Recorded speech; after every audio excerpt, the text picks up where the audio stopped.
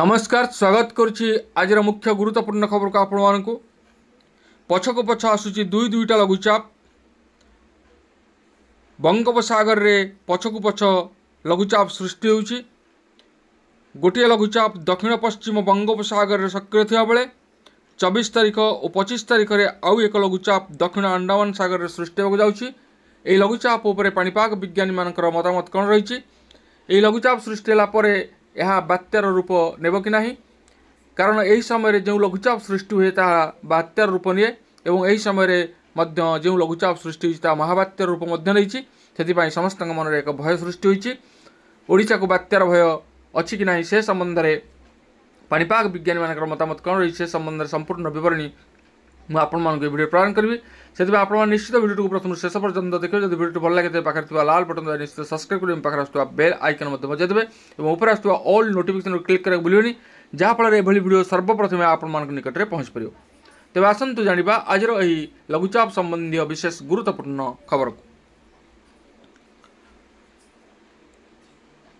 बंगोपसागर रे पछकु पछ लघुचाप गोटे लघुचाप दक्षिण पश्चिम बंगोपसागर सक्रिय थिया बेले 24 तारिख और 25 तारिख बेलू आउ एक लघुचाप दक्षिण अंडमान सागर में सृष्टि हो पारे। यही किसी आकलन कर पाणीपाग केन्द्र। एवं बंगोपसागर में स्पष्ट चिन्हित लघुचाप क्षेत्र सृष्टि होती। आगामी 36 घंटा मध्य यह अवपात रूप नेब। एने पाणीपाग विभाग पक्षर सूचना दी जाए।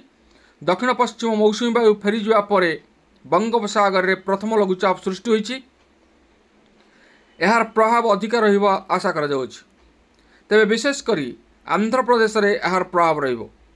तेबे तमिलनाडु और केरल को रेड वार्निंग जारी करिछि पाणीपाग विभाग। आगामी दिन में आंध्र में प्रबल रु अति प्रबल वर्षा होवार संभावना रही। तेबे यह पछकु दक्षिण अंडमान सागर रे आउ एक लघुचाप आसिबार संभावना रही। 26 वर्ष तले 1999 मसीह समान भाव में दुईटी लघुचाप आसीथिला। प्रथम लघुचाप गोपालपुर रे स्थलभाग छुईथिला और द्वितीयटी महाबात्यार रूप नहीं जगतसिंहपुर एरसमा स्थलभाग छुईथिला। द्वितीय बात्याटी मध्य दक्षिण अंडमान सागर में सृष्टि होता, जहाँ बड़ गोटाई ओडिशा मुह होता। तेबे बात्या को नहीं एबे किछि कहवा उचित हेबनी बोली पाणीपाग विज्ञानी मत रखिछन्ति। सादृश्य लघुचाप रे परिणत है दक्षिण पश्चिम बंगोपसागर सृष्टि होता लघुचाप। यह पश्चिम उत्तर पश्चिम दिगरे गति करी अवपात रे परिणत हेबो। उत्तर तमिलनाडु पुदुचेरी दक्षिण आंध्र उपकूल आड़ को गति करिवो। परवर्ती 24 घंटा मध्य आहुरी घनीभूत होवार संभावना रही। यार प्रभाव ओडिशा उपरे रहिबो नाही। राज्यर विभिन्न जिले में आगामी 5 दिन जाए बिजुली घड़घड़ी सह हालुकारु मध्यम धरणर वर्षा नहीं आकलन करिछि पाणीपाग विभाग।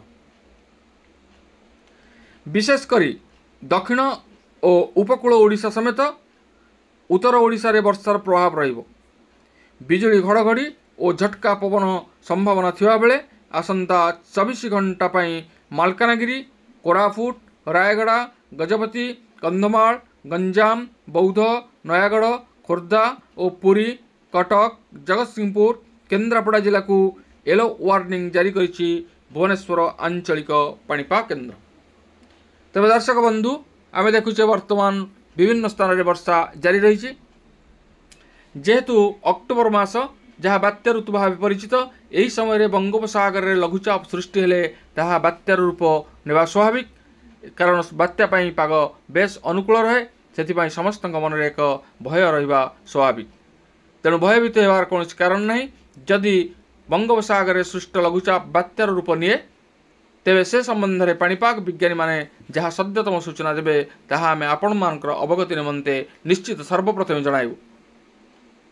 तेणु ए थिला एक पाणीपाग संपर्कित बा लघुचाप संपर्कित विशेष गुरुत्वपूर्ण सूचना।